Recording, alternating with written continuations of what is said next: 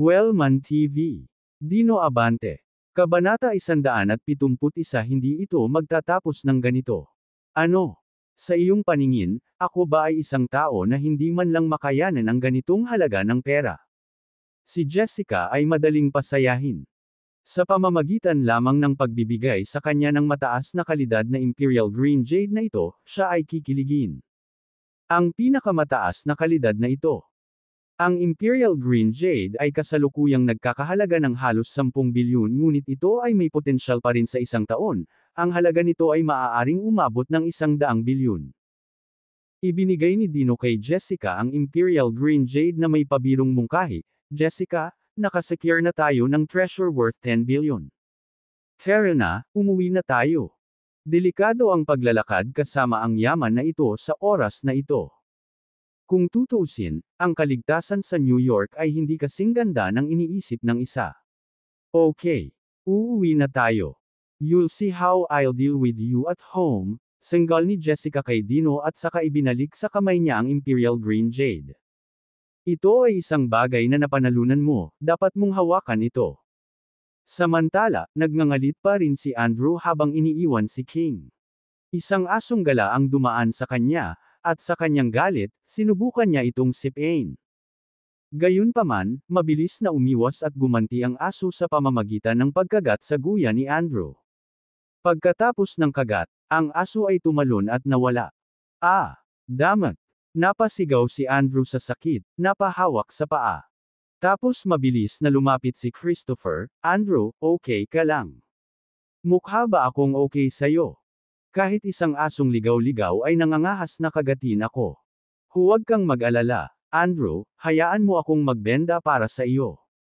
Bumili si Christopher ng gauze at alcohol sa malapit na botika at dali-daling nilagyan ng damit ang sugat ni Andrew. Ang kagat ng ligaw na aso ay hindi matindi. Nag-iwan lang ito ng 2 marka ng ngipin. Kailangan lang ni Andrew ng bakuna sa rabies. Walang malubha ang sugat. Nakatingin kay Andrew, galit na nagtanong si Christopher, hayaan na lang ba nating mag-slide ng ganito ang mga kaganapan ngayong gabi, Andrew? Anong magagawa natin? Andrew, ang batang taga-bayan na iyon ay may hawak na isang piraso ng top-quality Imperial Green Jade na nagkakahalaga ng 10 bilyon sa kanya. Dapat ay sa iyo iyon. At ang 10 bilyon na nawala mo sa kanya, tatanggapin mo na lang iyon.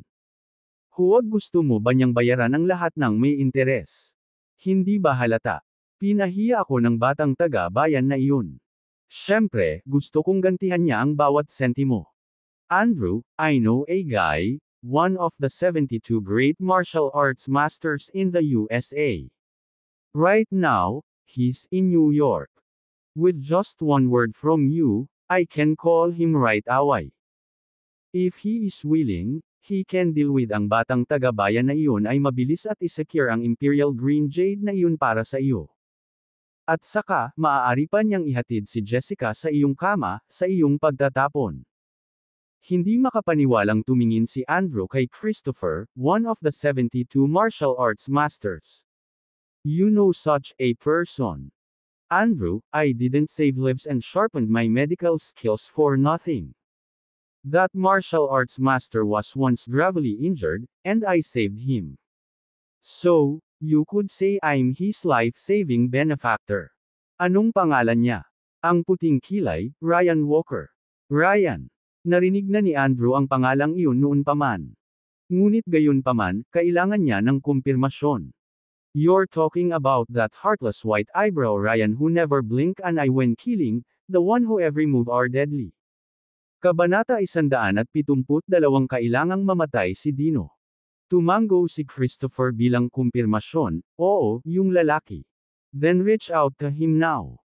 I need that Imperial Green Jade snatched back from that country bumpkin, and while you're at it, make sure that bumpkin get out. As for Jessica, I don't need him for that. Kapag nawala na ang country boy, ako na mismo ang hahawak kay Jessica. Andrew, kahit nakilala ko si Ryan, at siya ay isang mahusay na contact, humihiling sa kanya na kumuha ng isang tao out ay may isang mabigat na presyo, at kahit na ako ay hindi maaaring talikuran iyon. Kumunot ang noo ni Andrew, magkano ba ang gusto niya? Itinaas ni Christopher ang isang daliri, 100 million. 100 milyon. Pinalamig ng figure ang gulugod ni Andrew, na nagpabalik sa kanya sa realidad. Great Stevens, salamat sa isaak na dinala mo, bilyon-bilyon na ang nawala sa akin. Ngayon, nakuha mo na itong Ryan, at gusto niya ng 100 milyon. Napagtanto ko na tinatrato mo ako na parang tanga, Stevens. Sa tingin mo ba gano'n na lang ako katanga para mahulog na naman sa mga kalokohan mo?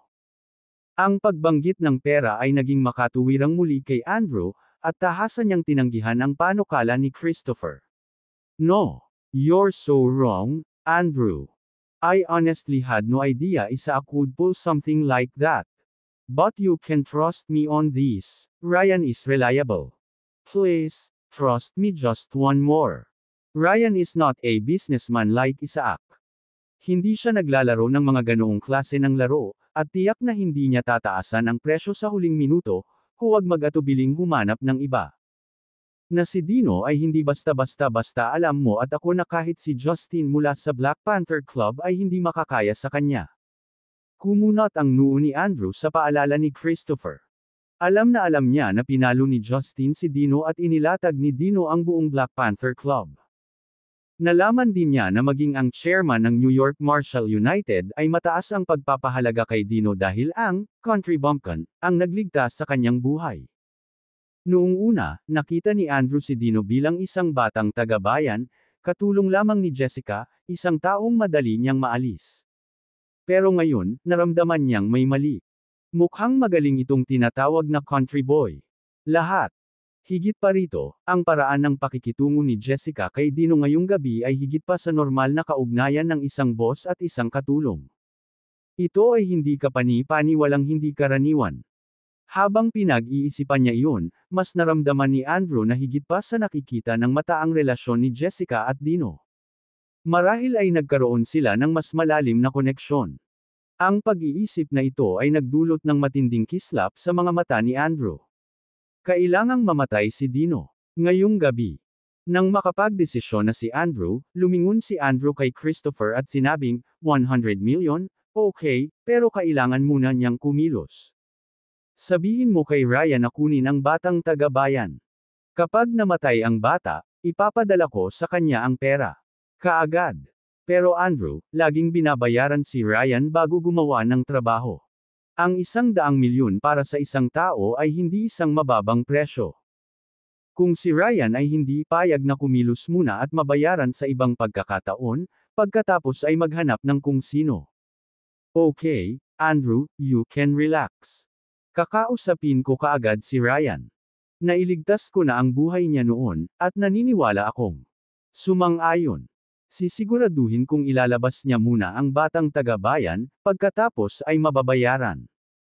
Kabanata 173 Isang hindi kanais-nais na bisita. Ang mga bayarin ni Ryan sa pagkuha ng isang tao ay batay sa antas ng kasanayan ng target. Mag-quote lang siya ng 100 milyon kung ang target ay isang master martial artist.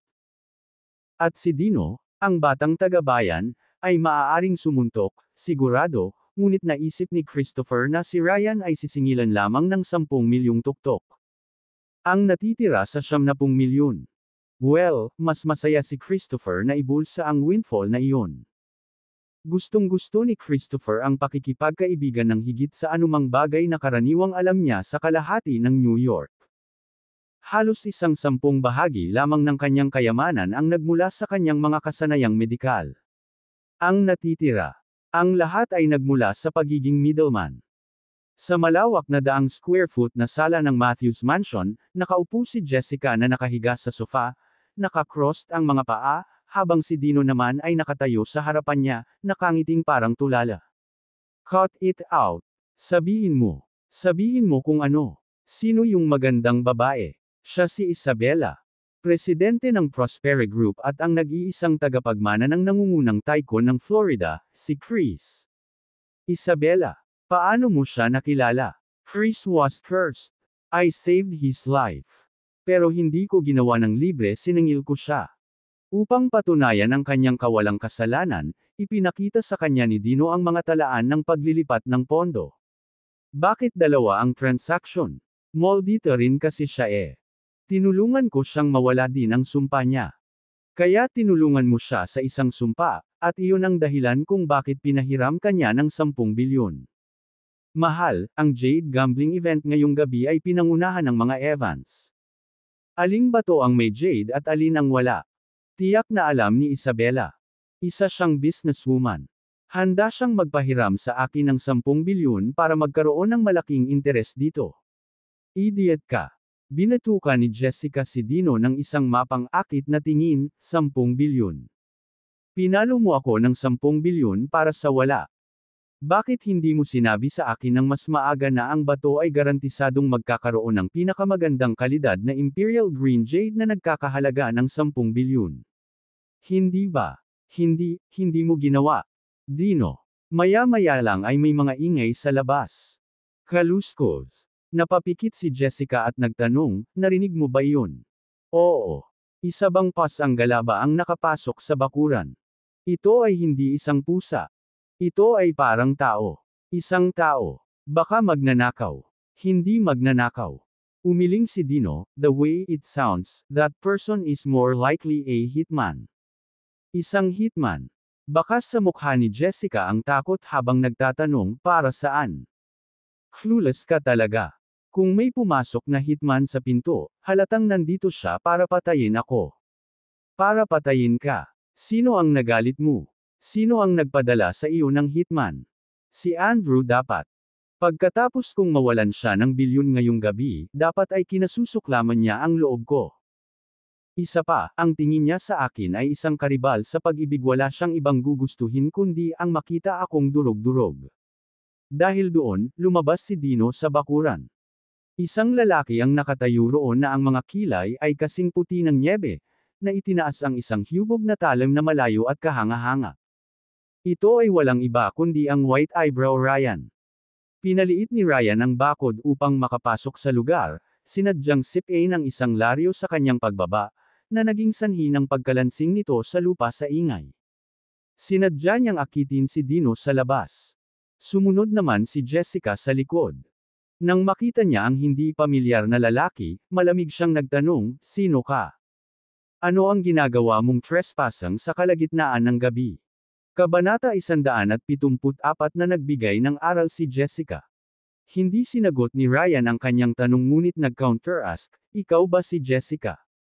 Siyempre, hindi rin sumagot si Jessica, at sa halip ay nagpatuloy sa pagtatanong, sino ka ba talaga? Pinagpag ni Ryan ang hubog na kutsilyo sa kanyang kamay, kumpiyansa na ibinalita ang sarili, Ryan. Umiling si Jessica, never heard of you. Hindi kailanman narinig tungkol sa kanya. Natigilan si Ryan sa sagot niya. Siya si Ryan, isa sa The 72 Martial Masters, na kinilala sa buong USA, na nasa 38. Hindi siya nakilala ng babaeng ito. Ang puting kilay Ryan. Inulit niya ang kanyang pamagat, binibigyang diin ang bawat salita. Hindi pa rin tumutunog, sagot niya. Pulang-pula sa galit ang tugon ni Jessica. Ako si The White Eyebrow Ryan, nireranggo sa ika-38 sa The 72 Martial Masters ng USA. Ilang taon na siyang nabuhay ng may paggalang mula sa lahat ng nakilala niya, at ngayon, inisnob siya ng babaeng ito. Hindi nakatiis si Ryan. Naramdaman niyang kailangan niyang ipakita kay Jessica kung gaano kakilala at kalakas ang White Eyebrow. Si Jessica, na naguguluhan, ay lumingon kay Dino at nagtanong, itong 72 Martial Masters, mayroon ba silang pinagkakaabalahan? I doubt it. Hindi naman siguro sila kasing tigas ni Kiki sa hometown natin. Kiki. Sino yun? Kiki's a dog, but not just any dog. It's one that can chase me all over the place. Hindi ako natalo sa laban sa village hanggang sa napunta ako sa bad side ni Kiki. Paano mo nagawa iyon? Hindi ko sinasadyang nasipa ang mangkok nito at saka, sa hindi sinasadya, sinipa ko ang laman nitong buto sa isang tambak ng dumi. Doon nagalit si Kiki, tumatahol at hinahabol ako para kumagat. Walang pakialam ang may-ari ni Kiki. Tuwang-tuwa siyang nakamasid kay Kiki. Hinabol ako, nagyaya pa sa huli, kinailangan kong umakyat ng puno sa bahay ng isang balo para makatakas si Kiki, buti na lang magiging katapusan ko na sana. Inis na sinipa ni Jessica si Dino at sinabunutan ang tenga nito, nakipagkulitan ka kay Kiki para lang tumambay sa puno ng balo. Darling, you don't understand, that widow was the beautifulest in town. She was married for only half a year before his husband died tragically. After that, she lived alone, crying every night. When something broke in her house, aayusin niya ito dahil wala siyang ibang kasama, siya ay madalas na nag-aanyaya sa akin para sa hapunan. Ikaw. Naiinis si Jessica, at nang hindi namamalayan, lalo pang humigpit ang pagkakahawak nito sa kanyang tainga, dahilan para mapasigaw siya sa sakit. Sweetie, I was joking. Please, I made a mistake. That widow's over 50 anyway. How about we visit my hometown someday, and I'll introduce you. Nang marinig ito, hindi napigilan ni Jessica ang tumawa, pinakawalan siya. Kung maglakas loob kang magkaroon ng mga disenyo sa biyudang iyon, pupulutin ko ang mga tainga ng asong iyon ng tuluyan. Kabanata 175 Ayokong mamatay. Nagseselos ka lang ba? Pang-aasar ni Dino. Nagseselos ka sa puwet mo. Ganti ni Jessica sabay pikit ng mata. Bigla niyang naalala ang isang bagay, mabilis siyang napag-alitan, stop calling me darling. Kung hindi mo ito pinutol, tatahiin ko ang iyong bibig. Gawin mo na. Dino dared, kunot nung palapit sa kanya. Magwala ka. Lumapit si Jessica para sampilin siya, ngunit sa halip, kinuha ni Dino ang labi niya gamit ang labi niya. Natigilan si Jessica. Ito ang kanyang unang halik, at casual na inangkin ito ni Dino, ngunit kakaiba, hindi siya nagalit. Dahil sa tagumpay ng kanyang pananambang, mabilis na umatras si Dino ng ilang hakbang upang mapanatili ang distansya mula kay Jessica, karamihan ay dahil sa takot na baka tamaan siya nito dahil sa pagiging matapang.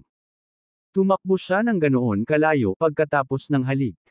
Nagsisimula ng maramdaman ni Jessica na nirerespeto siya ni Dino nitong mga nakaraang araw. Mga kamay sa kanyang balakang, mahigpit niyang utos, ikaw, halika rito. Bawal mong hilahin ang tenga ko. Hindi natatakot si Dino na matamaan. Pinaikit nito ang kanyang sensitibong tenga na talagang kinatatakutan niya. How dare you negotiate with me? Get over here, now. Ang bangis ni Jessica ay hindi nag-iwan ng puwang para sa pagsuway. Nanganganib na pahirapan sa tainga, maingat na nagtiptoe si Dino palapit sa kanya. Inabot ni Jessica ang kanyang tenga, hinihingi, ano ang ginawa mo? I was expressing my love for darling you. Nice try. Next time you take liberties without permission, I swear I'll twist your ears off. Hindi nagalit si Jessica na hinalikan siya ni Dino. Nagalit siya dahil mabilis itong humiwalay. Iyon ang kanyang unang halik, masyadong nagmamadali, masyadong maikli, at lubos na hindi kasiya siya. Dito sa pagpatay, ngunit ang mag-asawang ito ay naglalandian sa harap niya mismo. Naiinsulto na insulto si Ryan. Paggunita sa sinabi ni Dino, itinutok ni Ryan ang nagniningning na talim ng kanyang hubog na kutsilyo sa ilong ni Dino, na sumisigaw, sinabi mo bang mas masama ako sa aso? Napakamot ng ulo si Dino, nag-iisip. Hindi ko maalala. Pero kung sa tingin mo ay sinabi ko ito, dapat ay mayroon ako. Ryan, tapos na sa idle talk, diretso sa puntong, ikaw ba si Dino? Oo. Good. Ikaw ang naparito ko para patayin ngayong gabi. Swinging his knife, Ryan queried, gusto mo ba ng mabilis na kamatayan, o dapat ko bang hiwain ang laman mula sa katawan mo ng pira-piraso? Ang kanyang kutsilyo ay manipis na parang pakpak ng sikada, ngunit napakatalas. Ginamit ito ni Ryan para pumatay ng daan-daan. Ang kanyang propesyon, isang hitman. Sa pamamagitan ng pera sa linya, maaari niyang ilabas ang sinuman. Sa mahigit 20 taon, hindi kailanman nabigo si Ryan sa isang misyon. Ayoko ng mabilis na kamatayan, ni ayaw kong hiwain mo ako ng pira-piraso, dahil ayaw kong mamatay. Ayaw mong mamatay. Iisa lang ang hinahangad ng lahat ng makakasalubong ko. Sadly, lahat sila ay mamamatay sa huli. Walang makakatakas. Kabanata 176 ang countdown. Pinandilatan ni Ryan si Dino, nag-aalok ng isang huling babala. I'll give you 3 seconds to decide. Kung hindi, pumili ka, pipiliin kita. Kung pipiliin ko, hiwa-hiwain ko ang laman mo sa harap mismo ng iyong sinta. Pero huwag kang mag-alala, pagdating ko sa 400 cut, kung buhay ka pa, sisiguraduhin kong mabilis kang mamamatay. You don't get it. It's not up to anyone to choose. Ni hindi nga kita kilala. Bakit mo gustong pumatay ng hindi mo kilala? May nag-aalok ng 10 milyon para patayin ka. 10 million. Sino yun? Malapit ka nang mamatay, kaya mas mabuting sabihin ko sa iyo. Ang nagbabayad ay ang presidente ng The Armstrongs, si Andrew. Andrew. Hindi ko namalayan na napakamura niya. Hiniling niya na patayin mo ako, at 10 milyon lang ang payag niyang bayaran. Sa tingin ba niya napakaliit lang ng halaga ko? You're just a country bumpkin, a fucking nobody. Andrew thought it generous to spend 10 million on you. Someone like you, I could have found any hitman to do the job for a fraction of that. I don't even. Intindihin mo kung bakit ako naabala ni Andrew. Hindi mo maintindihan. Syempre hindi, isa ka lang punk from the sticks. Enough talk. Magbibilang ako ng 3. Lumuhad ka at hayaan mong patayin kita sa isang hampas, o tumanggi, at hihiwain ko ang laman mo. Piraso-piraso, putulin ang iyong ulo sa ika-400. Mabilis na sinimulan ni Ryan ang countdown. 3, 2, 1. Natapos ang countdown ni Ryan, pero hindi lumuhad si Dino. Mukhang nakapili ka na. Good, I'll take great pleasure in your suffering. Kasabay nito, si Ryan ay tumalsik na parang sebang, talim na umindayog, sinunggaban si Dino. Ang maniobra ay inspirasyon ng isang mantis na nangangaso sa biktima nito. Habang papalapit si Ryan sa kanya, pinatamaan siya ni Dino ng isang sipa sa bituka ni Ryan. Boom! Si Ryan ay pinalipad na parang bola ng kanyan, na bumagsak sa isang malaking puno ng pino ng may kalabog. Wham! Ang mga pine cone ay nahulog na parang mga patak ng ulan, na humahampas sa ulo ni Ryan. Pinagtanggol ni Ryan ang sarili, ngunit ang sakit ng impact ay naglabas ng hiyawan mula sa kanyang mga labi. Ryan, right. Hindi mo ba hihiwain ang laman ko, pira-piraso? Halika na gamit mo yung curved knife mo, at simulan mo ng maghiwa.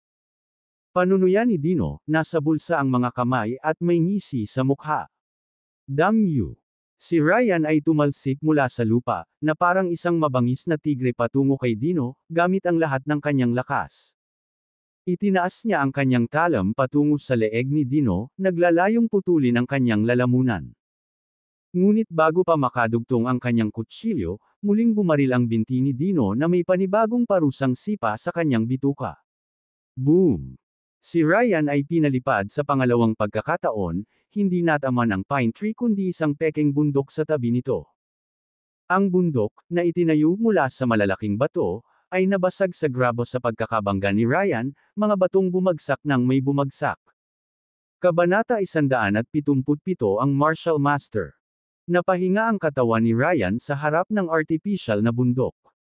Ang maliliit na bato na bumagsak na parang ulan ay mas mabigat kaysa sa mga pine cone noon, at mas matigas din ang mga ito. Habang binabato nila ang kanyang katawan, napaiyak si Ryan sa sakit. Lumapit si Dino na may ngiti sa labi habang nakatingin kay Ryan.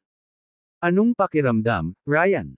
Mas masarap ba ang masahe mula sa mga batong ito kaysa sa pine cones? Matapos masipa ng 2 beses, naramdamang namamaga ang mukha ni Ryan. Isa siya sa the 72 Martial Masters. Ngunit hindi siya makalapit sa bumpkin ng bansang ito, lalo pa siyang patayin. Galit na galit, palihim niyang kinuha ang isang bato at ibinato sa mukha ni Dino.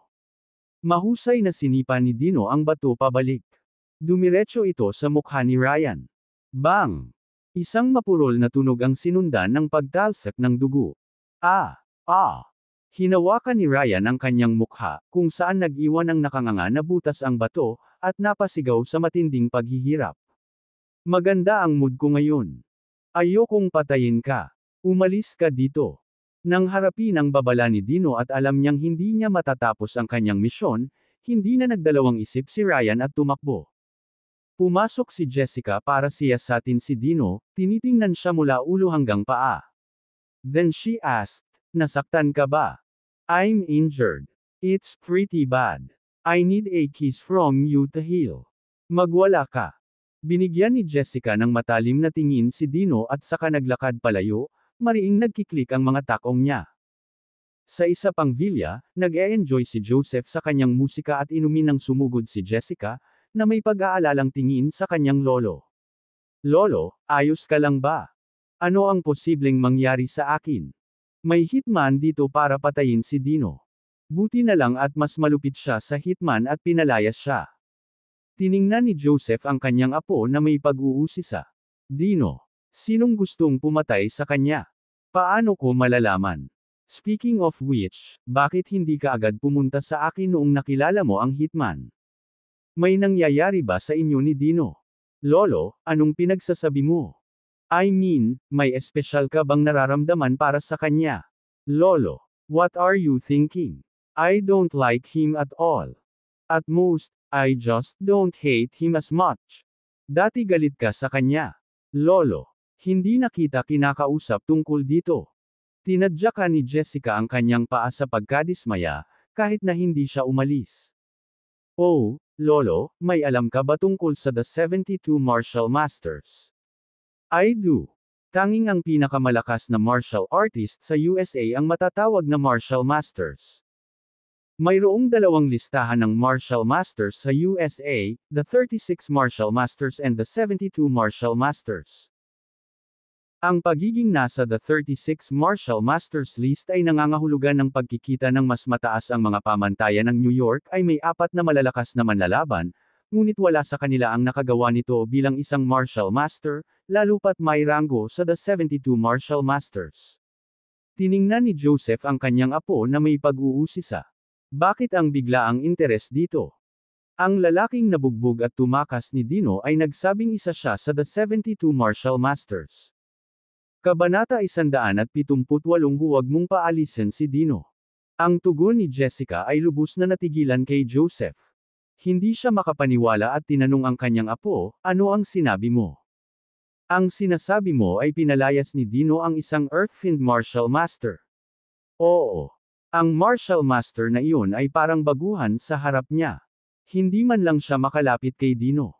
2 beses niyang sinubukang salakayin si Dino gamit ang isang curved knife, pero sa tuwing lalapit siya, isang suntok lang siya sinisipan ni Dino." "Isang curved knife." Nag-isip si Joseph sa pagsipsip ng alak. Could it be the white eyebrow Ryan? Oo. Nabanggit ng lalaking iyon. Tinawag daw siyang the white eyebrow Ryan. Sinabi rin niya na siya ay nireranggo sa ika-38 sa the 72 Martial Masters. Hindi kayang talunin ni Ryan si Dino. Unexpected talaga yun. Gulat na bulalas ni Joseph. Higit pa riyan. Para siyang bata sa harap ni Dino. Talaga. Kahit na ang mga nakarank sa ibaba ng the 36 Martial Masters, sa tingin ko, ay hindi madaling makayanan si Ryan. Kung nakaya ni Dino na alagaan si Ryan ng ganoon kadali, hindi ba't mas malakas siya kaysa sa kalahati ng the 36 Martial Masters? Jessica, hindi mo dapat hayaang makatakas si Dino. Kailangan mong mahanap si Dino at pinakamahusay na mabuntis mo ang kanyang anak. Ano man ang kailangan mong gawin, dapat mo siyang isama sa The Matthews family. "Lolo, anong pinagsasabi mo? Hindi ko hahanapin yang Dino na yan. Bakit kailangan kong magkaroon ng anak niya? Hindi ako ganoon kamura. Hindi ko gagawin." Hindi kailanman hahabulin ni Jessica si Dino ng maagap. Sa karamihan, hindi siya lalaban ng husto kung sinamantala siya ni Dino.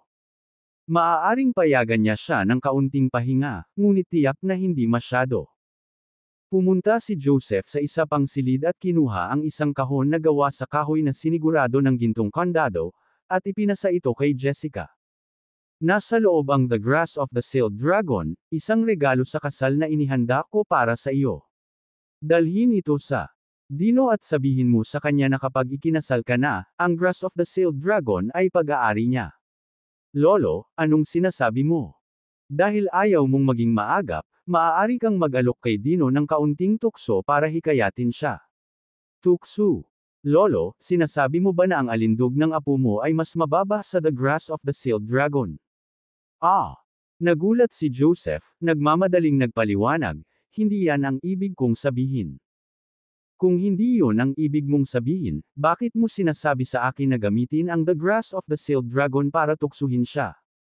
Sinasabi mo bang kung ang regalo ko sa kasal ay hindi the grass of the sealed dragon, hindi niya ako pakakasalan? Hindi, na-misunderstood mo. Ang grass of the sealed dragon ay isang bagay na ipinangako ko bilang regalo noong nakipagkasundo ako sa kanyang amo. Gusto kong ipakita mo ito kay Dino para linawin na tinutupad namin ng The Matthews ang aming mga pangako at tinutupad ang aming mga pangako. Ayon sa aming kasunduan, itong grass of the sealed dragon ay naingatan ng husto. Maaari mong ipasuri ito kay Dino, para lamang matiyak na hindi niya kami akusahan ng paglabag sa aming salita. Nagpout si Jessica at kinuha ang wooden box. Ayokong ipakita yon kay Dino. Pag-alis sa kinaroroonan ni Joseph, tumakbo si Jessica patungo sa hawak ni Dino na kahon, para hindi niya ito matingnan. Na-curious lang siya. Ano ang hitsura ng the grass of the sealed dragon? Gusto niyang buksan ni Dino ang kahon upang ipakita sa kanya kung ano ang hitsura nito, wala nang iba pa. Bukas ang gate ng villa, gayon din ang front door. Hawak ang kahon, pumasok si Jessica sa villa. Kabanata 179 na Dragon Realm. Sa sala, nakatutok si Dino sa pag-ukit ng isang bagay gamit ang maliit na kutsilyo. Lumapit si Jessica at laking gulat niya nang makitang ang nasa kamay ni Dino ay talagang piraso ng top-quality Imperial Green Jade. Sa ngayon, ang jade ay inukit na sa isang hindi nakikilalang gulo ng gawa ni Dino. Anong ginagawa mo? Tanong niya. Ginagawa ko ang Dragon Realm. Kailangan itong gawin gamit ang pinakamahusay na Imperial Green Jade. Wala nang iba pang gagana. Dragon Realm. Ha! Napangisi si Jessica, inis. Ang iyong isip ay tiyak na nilamon ng mga dragon. Isang piraso ng Imperial Green Jade na nagkakahalaga ng 1 bilyon, at sinira mo lang ito. Sinisira ang $1 bilyong na Imperial Green Jade. Kung gayon bakit parang hindi ka man lang naaabala? Ano bang problema ko? Simula nung nakilala kita, bakit ako mag-aalaga sa isang piraso ng jade? Tinapunan ni Jessica ng matalim na tingin si Dino at nagtanong, ano pa ba ang silbi nitong Dragon Realm? Ito ay para alagaan ang damo ng 7 dragons. Ang damo ng 7 dragons. Di ba grass of the sealed dragon ang wedding gift mo? Isa lang yan sa 7. At ako, kailangan kong kolektahin lahat ng 7 piraso. At ano ang mangyayari kung hindi mo tipunin ang lahat ng damo? Hindi ko alam. Ngunit binalaan ako ng aking Panginoon, kung hindi ko makolekta ang lahat ng grass of 7 dragons, maaari akong matamaan ng banal na parusa anumang oras, tulad ng kidlat. Baka isang araw ay maglalakad ako pababa ng kalye, at zap, isang bolt mula sa asol ay maaaring mamatay sa akin. Sok. Don't say that. Nasa trial period ka pa. Kapag hinayaan mong tamaan ka ng kidlat, dudurugin kita hanggang sa abo. Matapos makumplito ang huling paghiwa, sumimangot si Dino, tapos na. Tapos na ang Dragon Realm. Ngayon, ang huling hakbang pa lang, kailangan na natin itong paliguan. Palaigo. Sa ano? Vodka, syempre. At dapat itong vodka na may edad na higit sa 50 taon. Tumingin si Dino kay Jessica na may mapanuksong ngiti at sinabing, Darling, pwede mo ba akong kuhanin, please? What do you mean? Dino, are you asking me to run errands? Wala dito si Brittany, kaya't makikiusap lang ako sa aking mahal na mamasyal. Don't call me darling. I won't be running errands for you, Dino. Sa kabila ng kanyang pagtutol, inilapag ni Jessica ang kahon na gawa sa kahoy sa coffee table at pagkatapos ay lumabas ng pinto, kumakalas ang mga takong. Kahit na ang kanyang mga salita ay hindi sumang-ayon, ang kanyang mga aksyon ay nagsabi ng isa pang kwento. Tila ang mga babae ay maaaring salungat na mga nilalang. Hindi nagtagal, bumalik si Jessica, na may hawak na isang bote ng vintage vodka sa kanyang kamay, bawat isa ay nagkakahalaga ng mahigit 5 milyon, maingat na nasa edad mahigit 50 taon o higit pa. Ito ang mga kayamanan na nakolekta ni Joseph. Sa mahabang panahon, masyadong mahalaga para sa kanya upang isaalang-alang ang pag-inom. Ngunit ngayon, dinala ni Jessica ang lahat para kay Dino. Pagkakuha ng vodka, binuksan ito ni Dino at huminga. Ito nga ay vodka na may edad na higit sa 50 taon. Hindi nakakagulat na sabihin nila na ikaw ang kilalang pamilya sa New York, talagang mayroon kang lahat ng uri ng mga kayamanan. Ito ay mula sa personal na koleksyon ng aking lolo. Dinala ko ang lahat ng ito sa iyo. Kailangan mong maunawaan, kahit ang aking lolo ay hindi napigilan ang sarili na inumin ang 2 bote na ito. Then thank your grandfather for me. Hindi, ako na mismo ang magpapasalamat sa kanya bukas. Bilasan mo at gawin mo. Gusto kong makita kung ano ang magiging hitsura nitong tinatawag na Dragon Realm pagkatapos maligo sa 50 taong gulang na vodka. Kung, pagkatapos mong sayangin ang 2 bote na ito, walang mangyayari, kailangan kitang turuan ng leksyon. Kabanata 180. Paano mo nagawa iyan? Darling, you can discipline me anytime you want. I'm your man, after all. You have every right. Magwala ka.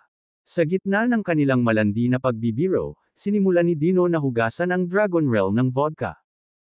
Biglang sumikat ang berdeng ilaw na mas maliwanag kaysa sa aurora, na nagpasilaw sa mga mata ni Jessica kaya hindi niya napigil ang idilat. Ano iyon? Bulalas niya. Nang lumiwanag ang kanyang paningin, nakita ni Jessica na ang Dragon Realm ay napakaganda. Ito ang pinaka-nakamamanghang art piece na nakita niya sa kanyang buhay. Ang ganda. Ang berde. Ang ganda. Nagulat siya, pagkatapos ay kinuha niya ang Dragon Realm sa kanyang mga kamay upang pagmasdan. Sa gulat niya, malamig ang pakiramdam nito at naglabas ng nakakapreskong lamig mula sa mga guwang nitong espasyo. Noon lang napagtanto ni Jessica na may dumadaloy na hangin sa loob ng Dragon Realm. Hindi makapaniwalang tumingin siya kay Dino at nagtanong, paano mo ito nagawa? Parang natarante si Dino sa tanong niya. Gawin ang ano? Itong Dragon Realm. Pakiramdam ko may parang hiningang dumadaloy sa loob, parang buhay. Siyempre, buhay ang Dragon Realm. Kung patay na ito, hindi ito tatawaging Dragon Realm. After all, it is meant to nurture the grass of 7 dragons. Biglang, mapaglarong inilagay ni Jessica ang Dragon Realm sa ibabaw ng ulo ni Dino, habang tumatawa, mukhang maganda talaga. Gusto mo bang magkaroon ako ng berdeng glow sa ibabaw ng ulo ko? Bakit hindi? Mukhang napakaganda. Mabilis na inalis ni Dino ang Dragon Realm, sinubukang ilagay ito sa ulo ni Jessica. Dapat bigyan din kita ng berdeng hairstyle. Umiwas si Jessica, pagkatapos ay hinawakan niya ang tenga ni Dino at mariing sinaway, if you dare do that again, I'll tear off your ear off. Get lost. I crack a joke and you curse at me. Parang itong aso mong tenga ay humihingi ng punitin. Bahagyang pinisil ni Jessica ang tenga ni Dino. Ow! Ow! Ow! Darling, I was wrong. Kung ano man ang gusto mong gawin ko, gagawin ko. Basta huwag mo lang hilahin ang tenga ko. Kapag nasira mo, hindi ka na nito pakikinggan. As if naman nakikinig sa akin kapag ayos lang. Ganti ni Jessica at saka nakangiting binitawan ang tenga. Hindi talaga kita sasaktan. Ang tanga mo. Tapos, biglang may naalala si Jessica. Mabilis niyang kinuha ang kahon na gawa sa kahoy at iniabot kay Dino. Ito ang Grass of the Sealed Dragon. Natigilan si Dino, nakatingin kay Jessica nang hindi makapaniwala at nasasabik, "You're giving this to me now." Nang makita ang kanyang masigasig na reaksyon, ninas si Jessica. Bakit ka tuwang-tuwa? Mas nasasabik ka sa isang halaman kaysa makita ako. Itong Grass of the Sealed Dragon, hindi ba ito ang regalo mo sa kasal? Sa pagbibigay nito sa akin, ipinahihiwatig mo ba na gusto mo akong pakasalan ngayong gabi? Magwala ka. Masyado kang nag-iisip. Binigyan ni Jessica ng masamang tingin si Dino, humihingal, ano ba ang nangyayari sa ulo mo? Kung ganoon, bakit mo ito binibigay sa akin? Para tingnan mo. Para patunayan na tinutupad namin ni Matthew ang aming mga pangako, at narito pa rin ang The Grass of the Sealed Dragon.